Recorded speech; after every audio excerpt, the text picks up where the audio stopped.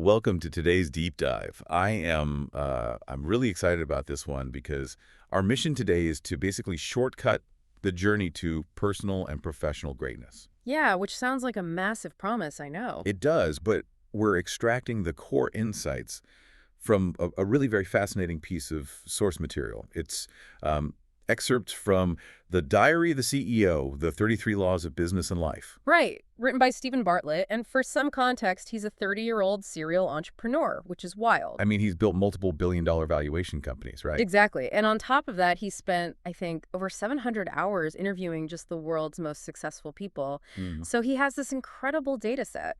Yeah, and the goal for our deep dive today is to explore just one part of that, what he calls pillar myself, the self. Right, the foundational psychology and, well, the behaviors that really dictate whether you succeed or fail in a world that is just rapidly changing. And I want to say this right up front. If you're listening to this right now, whether you're trying to prep for a major career pivot or maybe you're leading a new team or, you just want to stop self-sabotaging in arguments. Oh, I think we all want to stop doing that. Seriously. But these laws apply universally. It's not just for CEOs. No, not at all. It's about fundamental human behavior. Right. So I want to start with this really vivid anecdote from the text. Just picture this. There's this sweaty, panting man jogging down the street. In really tired gym clothes, right? Yeah, exactly. Looking completely exhausted. And he's just wildly talking about microchipping monkeys and building AI robots and spaceships. Which, if you just saw that on a random Tuesday, you'd think, this guy has lost his mind. You would cross the street. You would avoid him at all costs. But the twist is, that man was Elon Musk. Right. And because of his track record, because of who he is, people don't cross the street. They will blindly give him billions of dollars for these absolutely wild ideas. Yeah, and that brings us to the core concept of Law 1, which breaks down exactly why someone like Musk is believable. It's not magic. It comes down to what the author calls pouring into the 5 buckets. The 5 buckets. I love this framework. Let's list them out. So the buckets of professional potential are in order. Number 1 is knowledge, so what you know. Number 2 is skills, which is what you can do, basically applied knowledge. Right. Number 3 is your network, meaning who you know. Number 4 is resources, what you have. And finally, number 5 is your reputation, which is what the world thinks of you. And the really crucial thing here, the reason they are numbered, is that you have to fill them in a very specific order, right? Exactly. It's a sequential cascade. You literally cannot get a truly valuable network or real resources without first applying your knowledge to create a skill. Right. It's like a chain reaction. And there's this great story the author shares about meeting Radha Swami in New York. Oh, I love this one. Yeah. So the author was asking him, he's young and successful, and he asks this guru if building a business was somehow less noble than doing charity work. Like, he felt guilty about it. Right. Like he should be giving it all away. Exactly. And the guru just looked at him and replied, "You cannot pour from empty buckets." Wow. Yeah, that really hits hard. It does. Because it means you can't help people at scale if you haven't built up your own capacity first. Right. The knowledge and the skills are the foundation. And if you skip them, things get really dangerous. Which brings us to the cautionary tale of Richard. Oh, man. Poor Richard. I mean, it's a brutal story. So Richard is this 21-year-old kid, and he essentially chased this unearned CEO title in New York City. Right, like a massive jump in status. Yeah, he doubled his salary, got the fancy title, and basically skipped the knowledge and skills buckets and went straight to reputation and resources. And what happened? Well, the company completely collapsed in 18 months. He was left totally unemployed, stranded in NYC, and his reputation was basically ruined because he didn't actually have the skills to back it up. Okay, but let me push back on this a little bit. Sure. Because in today's culture, right, if you're scrolling online, you're constantly told to fake it till you make it. Oh, everywhere. It's the dominant advice. Right. So isn't taking a huge leap into a job you aren't perfectly ready for just like good ambition? Yeah. Isn't that how you grow?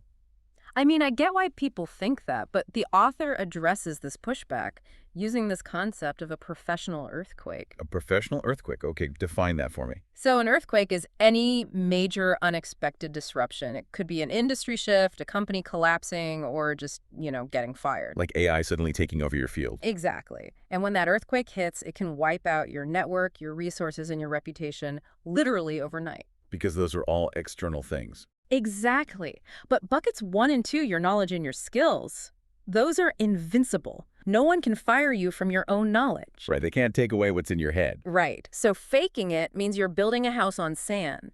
You have no foundational buckets to survive the earthquake. When it hits, you have nothing left. That makes so much sense. So we absolutely must fill our knowledge and skills buckets first. But I guess the natural follow-up is, what is the fastest, most effective way to actually master that knowledge? Well, that takes us right into segment 2 and law 2, which is all about the mastery hack. And this starts with a very relatable nightmare. I want you to imagine being 14 years old, standing on a school stage, and you're just totally frozen. Just absolute panic. Yeah, your script is shaking so hard the words are blurring, and you practically run away in a panic. That was the author. But then fast forward 10 years, and that exact same person is headlining arenas alongside Barack Obama. Which is just an insane transformation. Yeah, it is. So how does that even happen? It comes down to a very specific mechanism of transformation, creating an obligation to teach. An obligation to teach. Okay. Yeah. So the author, to get over this and build his skills, committed to posting one new idea online every single day at 8 p.m. Every single day. That's a lot of pressure. It is, but that's the point.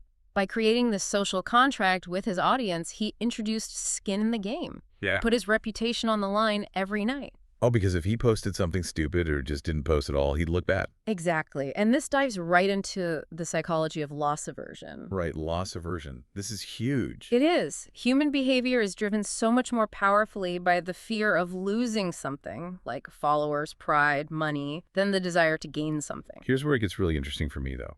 It's kind of like the difference between telling yourself you'll work out at home versus, agreeing to meet a friend at the gym at 6 a.m. Oh, that's a perfect analogy. Because if you just stay in bed, no one knows. But if you don't show up at the gym, you lose your friend's respect. You've basically weaponized your own social anxiety for personal growth. You really have. And to practically apply this, the text points to Richard Feynman's model, the Feynman technique. To Feynman's physicist, right? Yeah. And his framework is so actionable. It's basically 4 steps. Step 1, learn the topic thoroughly. Step 2, teach it to a child, which forces you to simplify it. Right, because kids won't put up with jargon. Exactly. Step 3, share it publicly for real feedback. And step 4, review and refine based on where people got confused. I love that. Because true mastery isn't just retaining facts, it's release. It's how well you can give it to someone else. Yeah, we so often mask our lack of understanding by using big, complicated jargon. If you can't explain it simply, your knowledge bucket is actually pretty empty. So true. Okay, but once you start sharing these, simplified, masterful ideas with the world, you are inevitably going to run into people who just flat out disagree with you. Oh, 100%. It's unavoidable. Right. So how do you handle that conflict without just burning bridges everywhere you go? This is where Law 3 comes in, and it's probably the most counterintuitive part of the whole book. It really is. And it starts with this highly personal anecdote from the author. He talks about watching his mother scream at his father for hours on end, while his father just ignored her. A really toxic dynamic. Very. And the tragic part is, the author found himself repeating this exact same toxic pattern years later with his ex-girlfriend. Wow. Yeah. He would argue back with logic, completely fail to de-escalate, and ended up hiding in his walk-in wardrobe until 5 a.m. just to escape the conflict. That sounds absolutely exhausting, but it perfectly illustrates the difference between healthy and unhealthy conflict. Right. Break that down for us. So healthy conflict is 2 people against a problem. Unhealthy conflict is 2 people against each other. 2 people against each other, yeah. And to explain why we default to the unhealthy version, the text brings in some incredible scientific evidence. It's a neuroscience study by Tali Sharot from MIT and UCL. The MRI study. This blew my mind. It's so good. They put pairs of people inside an MRI scanner and had them evaluate real estate prices. Just guessing the value of a house. Yeah. Right. Totally low stakes. Exactly. Very low stakes. But they found that when the 2 people agreed on the price, their brains literally lit up.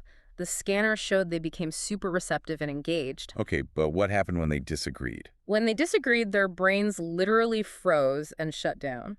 The cognitive centers just turned off. Wait, literally? Literally, the blood flow changed because starting a rebuttal with "I disagree" or "you're wrong" triggers this exact neurological freeze in the listener. So no matter how perfect your logic is or how much evidence you have, their brain has literally closed the door. Yes. They physically cannot process your counter evidence. They perceive the disagreement as a threat. Okay, so what does this all mean for us? If I can ever say I disagree, aren't I just being a total pushover? Like, I'm just letting bad ideas win in the boardroom? No, no, it's not about surrendering. It's about nuance. You aren't abandoning your argument. You are building a bridge for it to cross. Building a bridge, I like that. You have to start with common ground. You have to make the person feel heard and understood first. Like finding the 1% you do agree on. Exactly, because only when they feel validated is their brain lit up enough to actually process your counter evidence. If you just attack, you're talking to a brick wall. That is such a powerful reframe. But, seeing that people's brains literally shut down during disagreements because they're protecting their beliefs, Yeah. it makes you wonder where these fiercely protected beliefs even come from in the first place. That is the perfect question, and it brings us to segment 4, which is Law 4, the belief illusion. The idea that we don't actually choose what we believe. Right. And to prove this, the author poses this dark but honestly fascinating thought experiment. Yeah, if you're listening right now, try to really imagine this. Imagine a terrorist is holding someone you love hostage, It's intense, but stick with it. and the terrorist demands that you must truly, genuinely believe that he is Jesus Christ, or he's going to pull the trigger. Yeah. Now, obviously, you could lie. You'd say whatever you had to say. But could you genuinely force your brain to believe it? Right. Could you actually rewrite your reality in that moment? And the survey data on this is wild. What did it say? Well, initially, 85.7% of people claim that they choose their own beliefs. They think they have free will over their thoughts. We all like to think we're rational, right? Of course.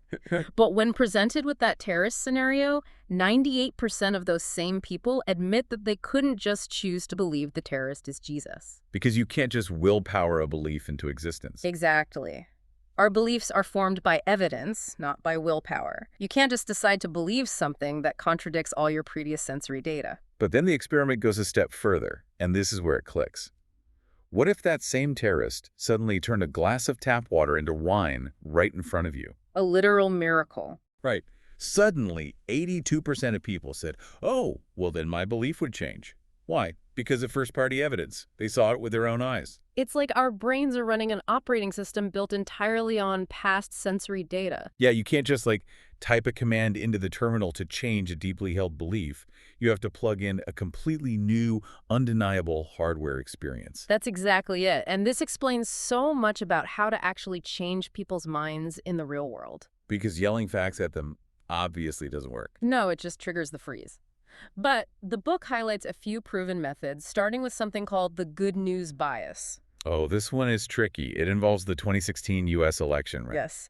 And just to be clear, we're not taking sides here. We're just looking at the psychological data from this study. Right. Totally impartial. So in this 2016 study, they polled Trump and Clinton supporters, and they found that we readily accept new evidence if it's something we want to hear, and we ignore it if it's bad news. Like, if a poll came out showing a candidate winning, their supporters would believe the poll instantly, but the opposing side would call it fake. Exactly. People adopted the new data without question because it was good news for their side. Their brains were open to it. Okay, what's another method? The second one is inspire, don't attack. This was studied around the debunked MMR vaccine and autism scare. Oh, right. Because parents were terrified to vaccinate their kids based on that fraudulent study. Yeah, and initially, public health officials tried attacking the parents' false beliefs with logic and data. Which, as we know, just made them defensive. Right, it totally backfired. But what did work was offering new positive evidence. They stopped talking about autism entirely and just focused on how the vaccine prevents deadly diseases. They inspired them with a positive protective action instead of making them feel stupid. Exactly. And the third method is my absolute favorite, the toilet illusion. The toilet illusion. I laughed so hard when I read this. It's from a Yale study. Basically, they asked people how well they understood how a toilet works, and everyone was super confident. Oh, yeah, I totally know. Right, you push the handle, it flushes. Easy. But then they handed them a piece of paper and asked them to explain the step-by-step mechanical details. And nobody could do it. Nobody. And what happened was their stubborn conviction drastically lowered. They realized they didn't know as much as they thought. And you can use this on political policies, too. If someone is being super aggressive about a policy, instead of attacking them, Just ask them to explain the step-by-step logistics of how it would actually be implemented. Yes, it gently exposes their lack of knowledge without you having to say, you're wrong. That is brilliant. Yeah. So connecting this back to the listener, if you want to change your own limiting beliefs, like, say, stage fright, you can't just cure it by looking in a mirror and repeating affirmations, right? No, because your brain knows you're lying based on past evidence. You must step into what the author calls the growth zone. Meaning you actually have to get on stage and do the terrifying thing. Yes, you have to gather new, positive first-party evidence to overwrite the old belief. There's no shortcut around the action. Wow. Okay, so if human brains are literally wired to reject new information that conflicts with old beliefs, this explains a lot about how society reacts to disruptive technology and major changes. Oh, it explains almost everything about the innovator's dilemma, which is Law 5, leaning into bizarre behavior. I love this segment because it's just a hall of fame of people leaning out and looking foolish in hindsight. It really is. Like, okay, the music CEO who dismissed iTunes. No. Or Newsweek magazine calling the internet a fad back in 1995. A classic. The bank president telling Henry Ford's lawyer not to invest in automobiles because the horse is here to stay. And of course, Steve Ballmer literally laughing out loud at the first iPhone. Right. And it's so easy for us to sit here and laugh at them now, but we have to understand the psychology of why those incredibly smart people made those blunders. Why did they? It's Leon Festinger's concept of cognitive dissonance. It's that painful mental tension we feel when new facts threaten our identity or our past behavior. Like the smoker who knows smoking kills, but justifies it anyway to ease the mental pain. Exactly. And Elliot Aronson's boring group study proved how dangerous this is for our ego. People who went through a really arduous, embarrassing process to join a terrible, boring group convinced themselves the group was actually great. Just to justify the effort they wasted. Yes. And that is why established leaders lean out of new innovations. They've invested too much time and ego into the old way. Admitting a new technology is the future means admitting their expertise is obsolete. That is terrifying. Okay. And the author experienced this firsthand, didn't he? Yeah, back in 2012, he was pitching social media to this very arrogant fashion marketing director. And the guy laughed him out of the room. He was afraid of losing control of his traditional magazine ads. Right, and by 2019, that fashion brand was bankrupt. Ouch. But here's the really scary part. The rate of change is accelerating. Futurists like Ray Kurzweil and Michael Simmons point out that the 21st century won't just see 100 years of progress. Right, because of exponential growth. Exactly. It will see 20,000 years worth of progress. 20,000 years. Yeah. That makes me dizzy. The feelings of cognitive dissonance are only going to increase. We are going to be bombarded with bizarre behavior constantly. Okay, but wait. Let me jump in here. Because every new crypto coin or, bizarre AI tech trend isn't automatically the next iPhone. Absolutely not. A lot of it is garbage. Right. So how does the listener know the difference between leaning into a true revolution versus just, falling for a scam? That is the million-dollar question. And the text provides an actionable framework called the Shimon Peres solution. Shimon Peres, the former Israeli prime minister. Yes. So Peres maintained a friendship with U.S. President Ronald Reagan, even after Reagan made a deeply controversial visit to a cemetery in Bitburg that had graves of former Waffen-SS soldiers. Which must have been agonizing for Peres, the cognitive dissonance of his friend doing that. It was immense. But instead of either completely denouncing his friend or, conversely, making excuses for the terrible action, Peres did something incredibly difficult. He held the dissonance. He held it. He separated the friend from the mistake. He learned to accept nuance, that two conflicting things can be true at the same time. So how do we apply that to, a weird new technology? It means you don't have to blindly adopt the bizarre new thing, but you also shouldn't blindly mock it. You have to ask yourself a really tough question. Am I leaning out because this product is actually bad, or am I leaning out just because this makes me feel stupid? Oh, that requires so much self-awareness. Yeah. You have to just sit with the discomfort. Exactly. Hold the dissonance. Don't rush to judgment just to protect your ego. That's incredible advice. We've covered so much today. The buckets, the obligation to teach, avoiding disagreement, the belief illusion. It's a lot to process, for sure. It is. But I have to mention, there is a cliffhanger here. The source material contains a final, really powerful psychological trick like 6. Ask, don't tell. Oh, this one is brilliant. It really is. The book sets the scene in 1980 with Ronald Reagan facing down Jimmy Carter in a presidential debate. And again, keeping politics entirely out of this, just looking at the strategy. Right, strictly the tactics. The economy was terrible, and Reagan needed to exploit that. But instead of just telling the voters how bad things were, which we know triggers defenses, Reagan did something entirely different. He used a specific psychological maneuver. He did. A single question that secured the presidency. But we're not going to tell you what it is. We're leaving that as a mystery for you to explore in the source material. You've got to do a little homework. Exactly. So as we wrap up, I want to challenge you, the listener, to do some self-reflection. Ask yourself, which of your 5 buckets are you neglecting right now? Are you skipping steps? Right. And who are you currently alienating by opening conversations with? I disagree. Probably more people than you realize. Yeah. And finally, what bizarre new industry trend are you dismissing just because it threatens your comfort zone? Those are the questions that really matter. And I want to leave everyone with one final provocative thought that builds on everything we've talked about. Lay it on us. If Law 4 is true, if we genuinely do not choose our beliefs, and they are exclusively rewritten by new first-party evidence, then this completely redefines the entire concept of free will. How so? Because it means that the only real choice you ever make in your life is choosing the environments you walk into and the people you surround yourself with. Wow. Because once you're in that room. Exactly. Once you are in that room, the evidence of that environment will program your brain whether you consent to it or not. That's chilling, but so empowering. So choose your rooms wisely. Choose your rooms wisely. What a perfect place to end. Thank you all for joining us on this deep dive, and we'll see you next time.